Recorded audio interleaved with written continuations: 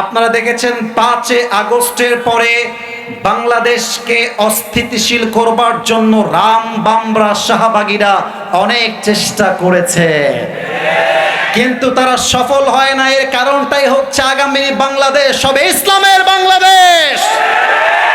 আমি একটা কথাই আয়াত থেকে বলতেই চাই, অনেকেই ভোটে দাঁড়াচ্ছেন, তবে আমি একজন আলেম হিসেবে, একজন নগণ্য দ্বীনের খাদেম হিসেবে দুইটা দাবি পেশ করতে চাই ঢাকার এই মাহফিল থেকে।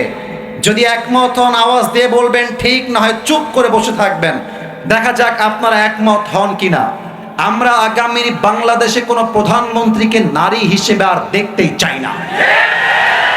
2 নাম্বার দাবি, আগামীর বাংলাদেশে আমরা এমন একজন প্রেসিডেন্ট চাই, এমন একজন প্রাইম মিনিস্টার চাই যে প্রধানমন্ত্রীর যোগ্যতা এতটা হাইলি কোয়ালিফাইড হবে। আমার দেশের প্রধানমন্ত্রী চাইলে জাতীয় সংসদ দাঁড়িয়ে দেশের পক্ষে যেমন বক্তব্য দিবে, আমার দেশের প্রধানমন্ত্রী চাইলে জাতীয় মসজিদ বাইতুল মুকাররমে দাঁড়িয়ে জুমার খুতবা দেওয়ার যোগ্যতাও রাখবে।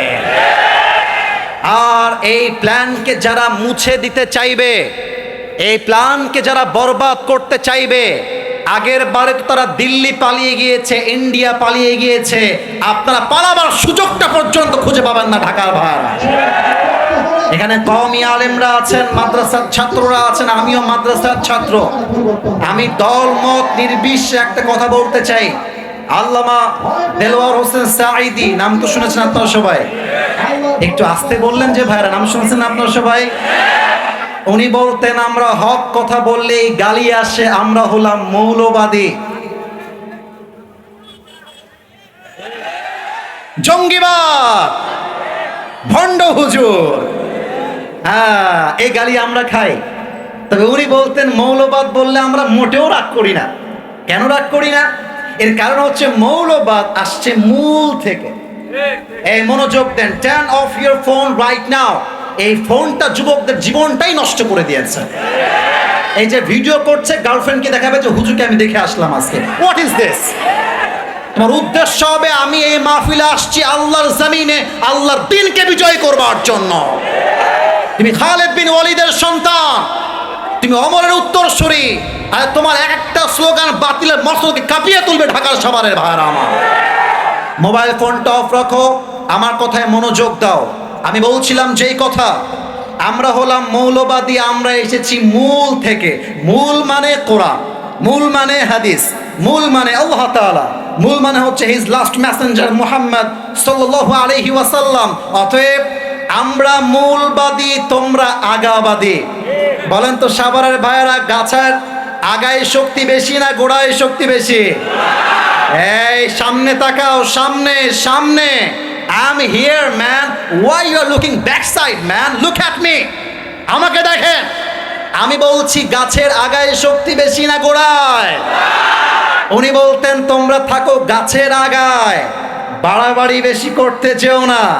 বেশি বাড়াবাড়ি করলে 16 কোটি মানুষ গাছের গোড়ায় একটা ঝাঁকুনি মারবে, মামুর বাড়ি দিল্লি গিয়ে পড়বা, দিল্লি গিয়েই তারা পড়েছে।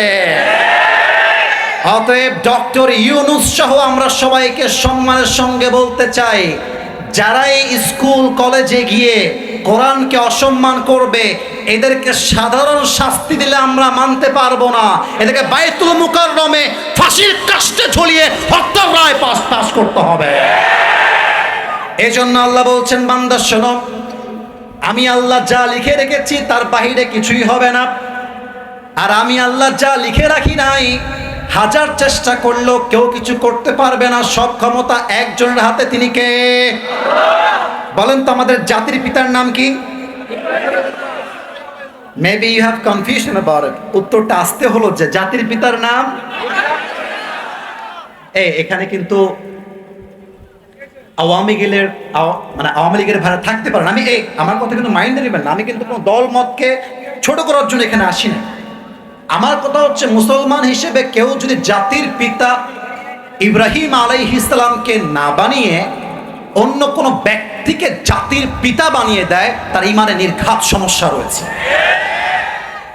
ভুল বললাম না ঠিক বললাম?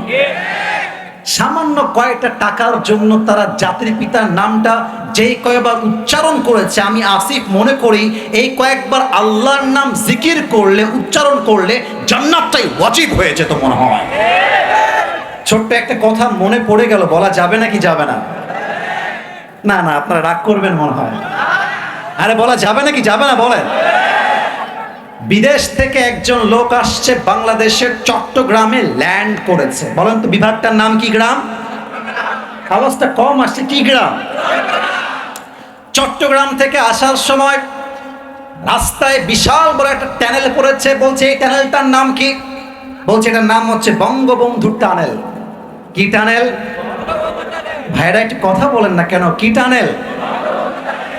ও আচ্ছা, মাশাআল্লাহ, হোয়াট অ্যান অ্যামেজিং, মাশাআল্লাহ। তোমরা মানুষ গরিব হতে পারো, তবে টানেল তো বিশাল বড় বানাইছো, amazingly appreciated man, let's go ahead, চলো সামনে চলো। ঢাকায় আসছে, দেখছে বিশাল বিশাল বিল্ডিং। বলছে ভাই এই জায়গার নাম কি? বলছে এটার নাম হচ্ছে বঙ্গবন্ধু অ্যাভিনিউ। বলছে ওয়াও, অনেক বড় বড় বিল্ডিং, সামনে চলো। এবার আসছে মিরপুর স্টেডিয়াম, বিশাল লম্বা লম্বা লাইট। আরে ভাই লাইট কিসের? বলছে এটার নাম হচ্ছে বঙ্গবন্ধু স্টেডিয়াম। বলছে তাই নাকি? ভিতরে কি হচ্ছে? বলছে ফুটবল খেলা। খেলার নাম কি? বলছে বঙ্গবন্ধু গোল্ড টুর্নামেন্ট। বলছে তাই নাকি? খেলা হচ্ছে, let's go and enjoy together, চলো আমরা দেখে আসি। এবার যখন খেলা দেখতে আসছে, দুই দল খেলায় থাকে। কয় দল? এক দল জিতলে আর এক দল, আমার সঙ্গে কথা বলতে হবে, এক দল জিতলে আর এক দল হারলে আর এক দল জিতে। That's a very natural process in playing. খেলার মধ্যে এটাই স্বাভাবিক, এক দল জিতবে আর এক দল হারবে। তো লোকটা বলছে এতবার যেহেতু বঙ্গবন্ধুর নাম শুনলাম, I am taking the side of Bangabandhu, আজকে আমি বঙ্গবন্ধুর দলের লোক হয়ে খেলা দেখব। এবার বলেন তো প্রিয় ভাইরা, খেলার মধ্যে হার জিত আছে না নাই? আনফরচুনেটলি, ভাগ্যক্রমে দুর্ভাগা ছিল তারা, বঙ্গবন্ধুর দলটা হেরে গিয়েছে। এবার এই দলে যে সমর্থন যারা করছিল তারা ক্ষিপ্ত হয়ে গিয়েছে, ক্ষেপে গিয়ে মারছে কয়েকটা ইট। বিদেশি লোকের কপালে লাগছে একটা ইট, একটা ইটের বাড়ি খেয়ে জায়গায় অজ্ঞান হয়ে গিয়েছে, কোনো হুঁশ নাই। এবার তাকে নিয়ে সোজা গিয়েছে মেডিকেলে। একদিন পরে চোখ খুলে বলছে ভাই আমি কোথায়? বলছে আপনি আছেন বঙ্গবন্ধু হসপিটাল। এবার লোকটা বলছে আল্লাহর ওয়াস্তে মাফ চাই, এরপর তোমরা আমরা বঙ্গবন্ধু কবরস্থানে নিয়ে যেও না। অতএব আমাদের কথা স্পষ্ট ভাষায় বলতে চাই, যাকে তাকে জাতির পিতা বানাই দিলে বাংলার মুসলমান চুল পরিমাণ বরদাস্ত করতে পারবে না। এবার দেখেন আল্লাহ যারে বাঁচাইতে চায় কেমনে বাঁচায়। নমরুদ বলছে ইব্রাহিম ছেড়ে দাও আল্লাহর কথা,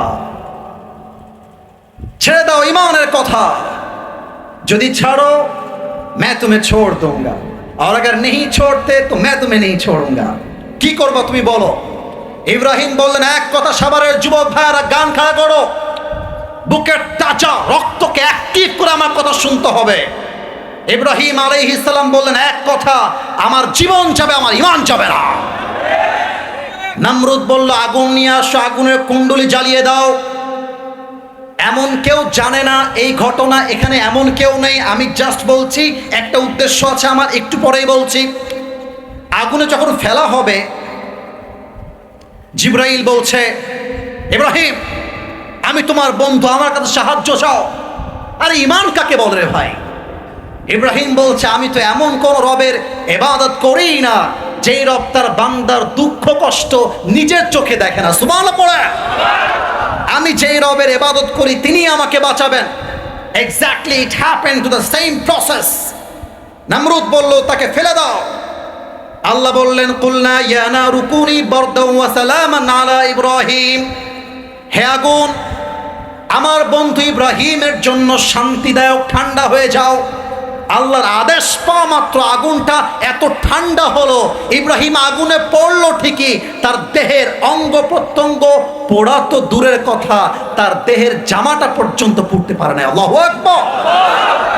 जिसे अल्लाह बचाना चाहे उसे मार कौन सकता है, और जिसे अल्लाह मारना चाहे उसे बचाना कौन जानता है, ठीक कि ना बोले? इज्जत का मालिक भी वही है, जिल्लत का मालिक भी वही है। वो तो इज्जु मान तशा वो तो दिल्लु মান তাশা। এই আপনার সবাই মিজানুর রহমান আজির হুজুরের নাম শুনছেন না? রাগ করলেন নাকি? মানে ওয়াজ করতে গিয়ে ঠাস করে মাথায় আসলো। আপনাদের মনে আছে কিনা আমি জানি না, 2020 সাল ওনাকে বলা হলো উনি শিবির করেন, উনি জামাতের এজেন্ডা বাস্তবায়ন করছেন, বিভিন্ন ট্যাগ দিয়ে দেশ ছাড়তে বাধ্য করা হলো।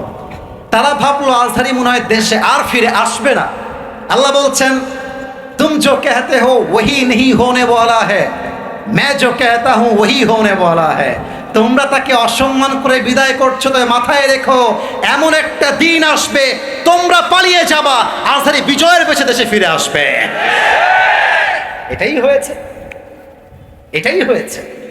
আল্লাহ বলছে বান্দা তুই টেনশন করিস কেন, আমি তো তোর সঙ্গে আছি। কথাটা কি বোঝা যায়? আমার সঙ্গে আল্লাহ আছে, আর এখানে সব লোক আমার বিরুদ্ধে। I don't care. আরে আল্লাহ যার সঙ্গে হয়ে যায় তার চুল কেউ বাঁকাও করতে পারে না আমার যুবক ভাইরা। দেখেন না মুসা আলাইহিস সালামকে, বসে আছে সমুদ্রের কিনারায়, হঠাৎ করে ফেরাউন ডান থেকে বাম থেকে পেছন থেকে আক্রমণ। প্রত্যেকটা বনি ইসরাইলের লোকেরা থরথর করে কাঁপছে, বলছে মুসা ইন্না লামুদরাকুম, আমরা তো পাকড়াও হয়ে গিয়েছি, আমরা কি করব এখন? মুসা বলছেন কাল্লা ইন্না মাইয়া রাব্বি সায়াহদিন, কখনো নয়, নিশ্চয় আমার রব আমাকে পথ দেখাবেন নিঃসন্দেহে, there is no doubt in it, কোনো সন্দেহ নেই। আল্লাহ বললেন মুসা তোমার হাতে ওইটা কি? মুসা বলছে আল্লাহ এটা আমার লাঠি। আল্লাহ বলছে মুসা ফাউহাইনা ইলা মুসা আন ইদরিব বিআসাকাল বাহর, মুসা তোমার হাতের লাঠি দিয়ে একটা বাড়ি মারো সাগরের উপরে। একটা বাড়ি যখন মারছে, রাস্তা দরকার একটা, আল্লাহ বাড়ি দেওয়ার সঙ্গে সঙ্গে 12টা রাস্তা খুলে দিয়েছে। না এত আস্তে সুবহানাল্লাহ পড়লে ওয়াজ করা যায় না, সুবহানাল্লাহ পড়েন না আপনারা। অতএব প্রথম আয়াত থেকে শিক্ষা একটাই, আগামীতে আমরা শুনেছি ফেব্রুয়ারিতে নির্বাচন হতে পারে। আগেই বলে দেই রাজনৈতিক বক্তব্য দেওয়া এখানে আমাদের উদ্দেশ্য আসলে নয়, আর আমি কোনো দলের মুখপাত্র নই, এটা আপনারা অন্ততপক্ষে জানেন আমার প্রিয় সাভারের ভাইয়ারা। আমার কথা একটা, আগামীতে সংসদ চলবে কোরআন দিয়ে। আপনি পক্ষে থাকলেও ইসলামের বিজয় হবে, আপনি না থাকলেও ইসলামের বিজয় হবে, কেউ ঠাক ঠেকিয়ে দেওয়ার সাধ্যই রাখে না। আচ্ছা একটা কথা এই আয়াতের শেষ পয়েন্টে বলে দেই, এই দেশটা সেকেন্ড টাইম স্বাধীন হয়েছে কয় তারিখে বলতে পারবেন? আপনারা কি আমার কথা মাইন্ড করে ফেললেন নাকি রে ভাই? কয় আগস্ট বলেন সবাই, কয় আগস্ট? 5 আগস্টের পর থেকে ইসলামপন্থী দলগুলো এই দেশে ইসলাম কায়েম করার যে সুযোগ পেয়েছেন, আগামী এক যুগেও পাবেন কিনা সন্দেহ রয়েছে। আমি কওমি বুঝি না, আমি আলিয়া বুঝি না, আমি জামাত বুঝি না, আমি চরমনায় বুঝি না, সরসিনা বুঝি না। আমার কথা একটা, যারাই মুসলমান তারাই আমার ভাই। আসো আমরা হাতে হাত রাখি, স্লোগান তুলি, আগামীর বাংলাদেশ করের বাংলাদেশ। কারা কারা রাজি দুটো হাত তুলে আল্লাহকে দেখায় দাও।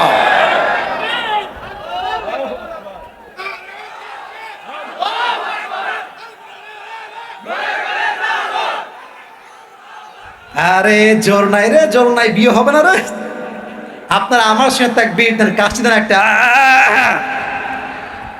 এই কই যায়? এই নেংটু নাকি রে এটা? এই যাও যাও যাও, ওর ওয়াশরুমে যাওয়া লাগবে, যাও যাও যাও।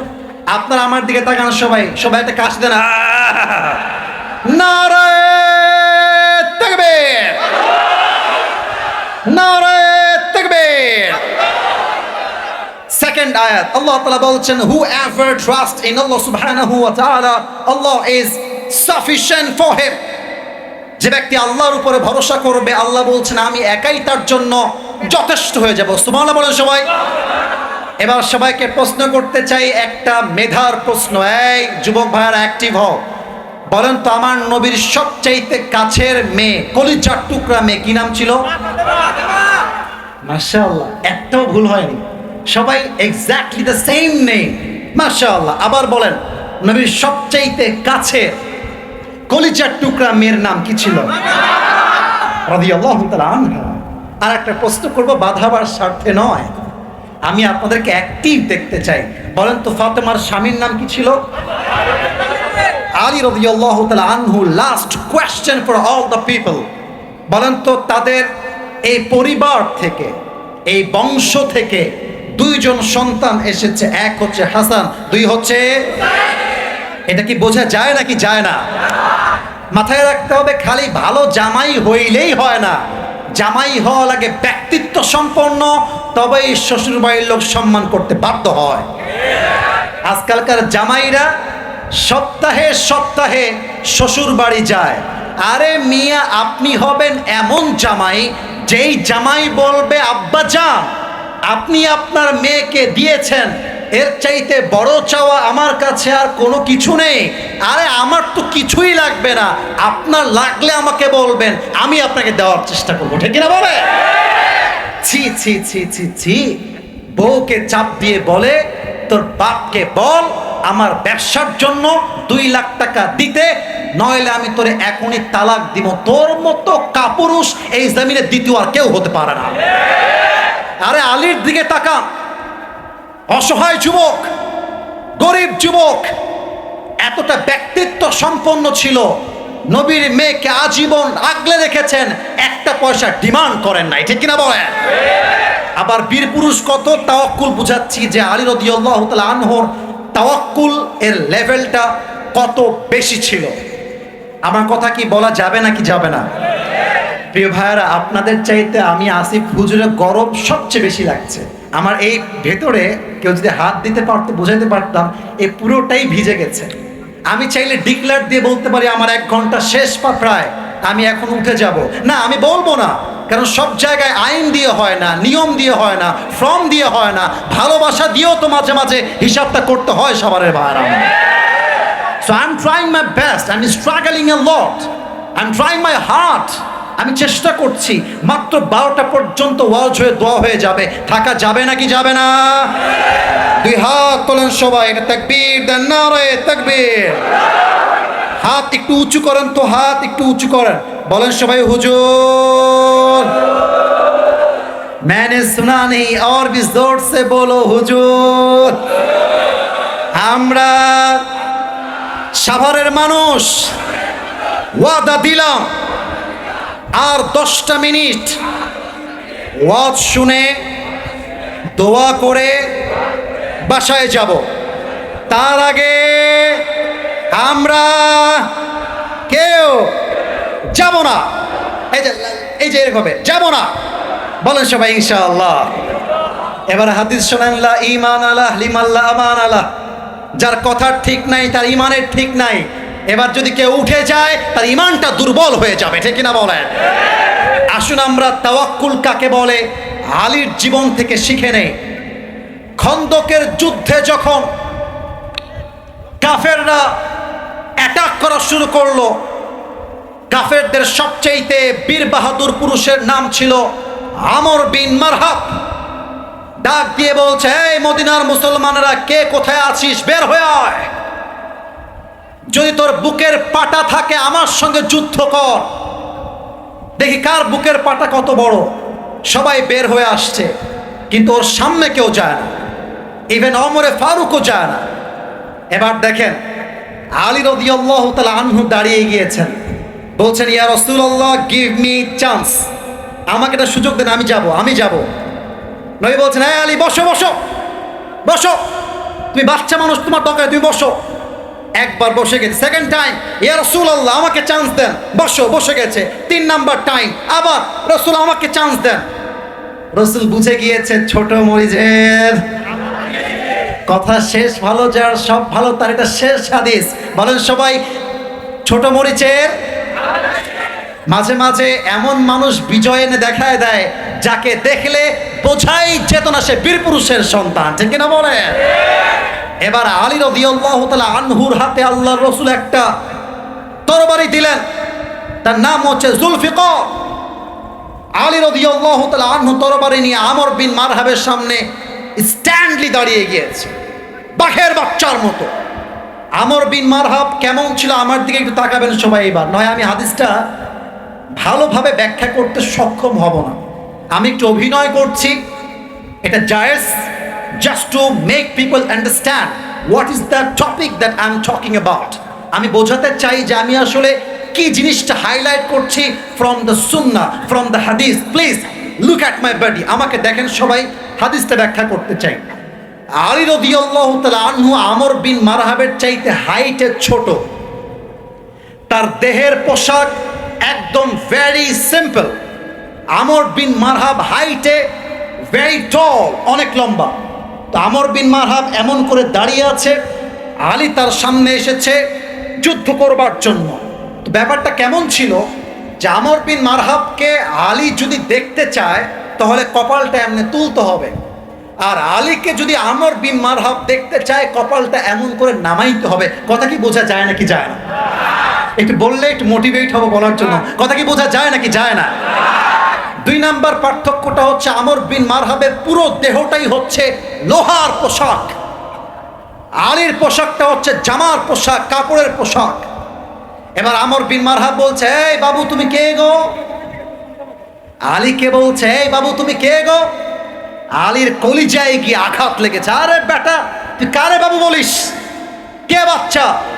আমার নাম হলো আনাল্লাযী সাম্মাতনি উম্মি হায়দারা। আমি হলাম সেই যুবক যে যুবককে তার মা নাম দিয়েছে হায়দারা। বারবার অ্যাটাক করে যতক্ষণ পর্যন্ত শত্রুকে হারিয়ে না দেয় সেই সন্তান বাসায় খালি হাতে ফিরে আসে না। আল্লাহু আকবার। আরে ভাই, তোমার আসল নাম কি তাই বলো। তো বলছে আমার আসল নাম হচ্ছে আলী। সাভারের ভাইয়ের আসল নাম কি?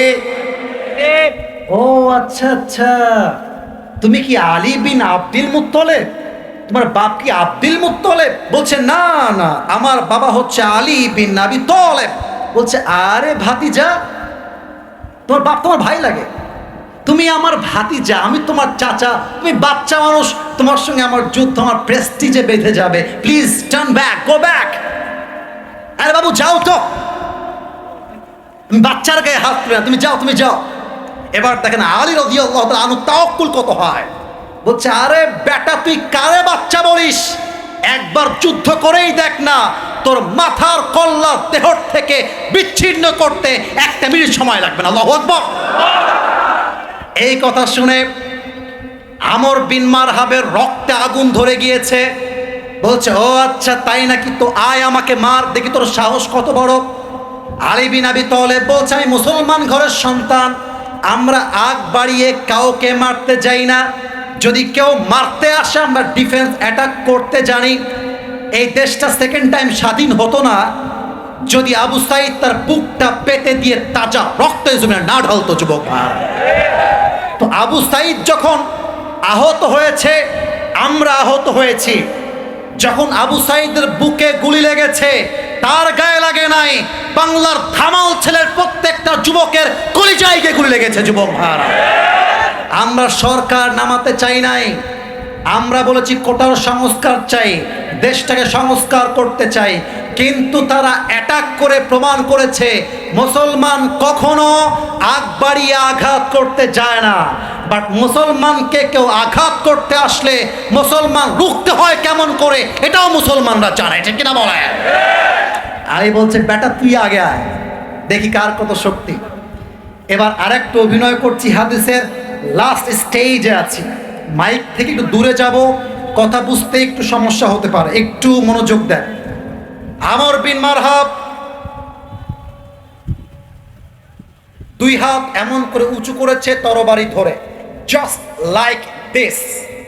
তরবারিটা এমন করে ধরেছে জাস্ট লাইক দিস, এমন করে। এবার 2টা পা জোড়া দিয়েছে। Maybe you can't see my legs because it's hidden, এখানে টেবিল আছে। 2 পাটা জড়ো করে দিয়েছে, হাতটা এমন করে উঁচু করেছে, তরবারি 2 হাত দিয়ে চেপে ধরে আছে। ঠিক exactly at the same time তরবারিটাকে পেছনের দিকে এভাবে নিয়েছে, জমিন থেকে 2 পাটা দিয়ে একটা লাফ দিয়েছে, দেহের সমস্ত শক্তিকে উজাড় করে দিয়ে আলীর একদম কাঁধ বরাবর একটা আঘাত দিয়েছে। আলী জাস্ট বলেছেন, হাসবুনাল্লাহু ওয়া নি'মাল ওয়াকিল, নি'মাল মাওলা ওয়া নি'মান নাসির। এত বিশাল আঘাত, আলীর পুরো দেহটা বিচ্ছিন্ন হয়ে যাওয়ার কথা, কিন্তু এত বড় আঘাত তাওয়াক্কুল কাকে বলে? এত বড় আঘাতে আলীর গায়ে একটা চুল পরিমাণ আঘাত পর্যন্ত স্পর্শ করে নাই। এবার আলী বলছে, বেটা, it's my turn, it's my turn, get ready yourself. এবার আমার পালা, তুই রেডি হয়ে যা, দেখি তোরে কে বাঁচায়। এবার আলী রাদিয়াল্লাহু তাআলা আনহু পেছনে স্টেপ নিয়েছেন, দুই পা জড়ো করেছেন, আল্লাহর রাসূলের দেওয়া জুলফিকার তরবারিটা তুলে নারায়ে তাকবীর আল্লাহু আকবার বলে একটা লাফ দিয়েছে। এমন জোরে একটা কোপ দিয়েছে, আমর বিন মারহাবের ঢাল সহ দেহের পোশাকটা ছেড়ে বিচ্ছিন্ন হয়ে পুরো দেহটা দুই দিকে বিচ্ছিন্ন হয়ে ছিটকে পড়ে গিয়েছে। এবার দেখেন আলী রাদিয়াল্লাহু তাআলা আনহু কি বলতেছে, লাশটা পড়ে আছে এইখানে, এই কথা বোঝা যায় নাকি যায় না? কাফেরের লাশ পড়ে আছে জমিনে, পাটা আমি দেখাতে বাধ্য হচ্ছি। আলী রাদিয়াল্লাহু তাআলা আনহু পা দিয়ে ওর বুকে পা রাখছে, বলছে, এই বেটা, তুই কারে মারতে চাস? আনতা তা'বুদু হাজরান ওয়া আনা আবদু রাব্বি মুহাম্মদ। তুই তো মূর্তির পূজা করিস, তুই পাথরকে তাওয়াক্কুল করিস, আর আমি মুহাম্মদের রবকে তাওয়াক্কুল করি। আর যে রবকে তাওয়াক্কুল করে তাকে মূর্তি পূজারি কখনো হারাইতে পারে না, এটা কোশ্চিনকালেও সম্ভব নয়, ঠিক কিনা বলে? তাওয়াক্কুল কাকে বলে? তাওয়াক্কুল কাকে বলে? অতএব আজ থেকে কথা একটা, আল্লামা ইকবাল रहमतुल्लाहि अलैहि বলেছেন, अल्लाह कभी ऐसा बोझ नहीं डालता जो तुमसे संभाला ना जाए, तुम्हें बस टूटना नहीं है, क्योंकि तुम्हारी रब को तुम्हारी ताकत पर पूरा यकीन है। कभी तन्हा लगे तो याद रखना कि रब तुम्हारे करीब है, और हर रात के बाद दीन की रोशनी जरूर आती है। बस सबर का दामन थाम के रखो।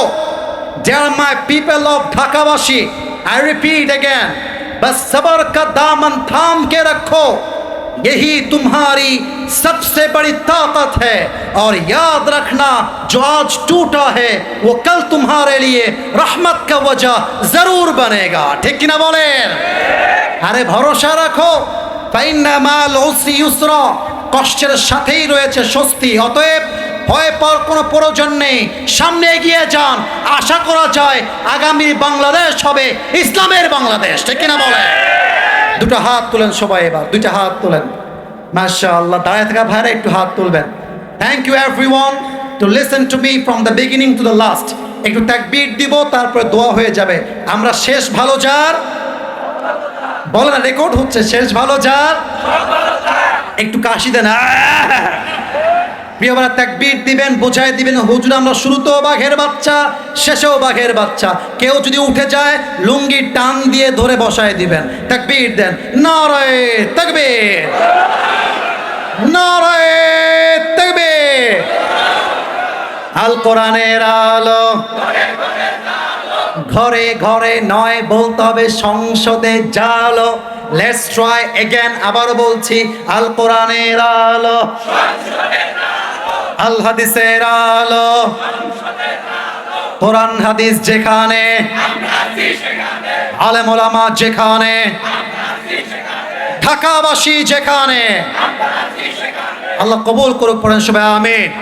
প্রিয় ভাইরা, পেছনের বাবুরা, মুরব্বী মুরব্বী বসেন, 2 মিনিটে দোয়া করবো। ওলামা একরাম এখানে আছেন। যুবক ভাই, তুমি তোমাকে সত্যি ভালোবাসো, দোয়ার সময় কেউ সেলফি তুলতে আসবে না। আমি যখন নেমে যাব তুমি আসো, আমি হাত মিলাবো, সেলফি তুলো, I will give you chance, but at the time of supplication there is no selfie allowed, কোনো সেলফি হবে না।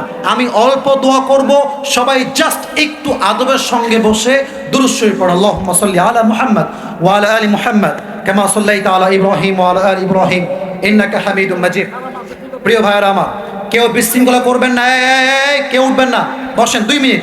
আলহামদুলিল্লাহি রাব্বিল আলামিন, والصلاة والسلام على سيد الأنبياء والمرسلين وعلى آله وأصحابه أجمعين আল্লাহ রাব্বুল আলামিন, সাভারের জমিনে আমরা তোমার শাহী দরবারে হাত তুলেছি আল্লাহ, আমাদের সকলে গুনাহ খাতাকে তুমি মাফ করে দাও আল্লাহ। আমাদের পক্ষ হতে জনম দুঃখিনী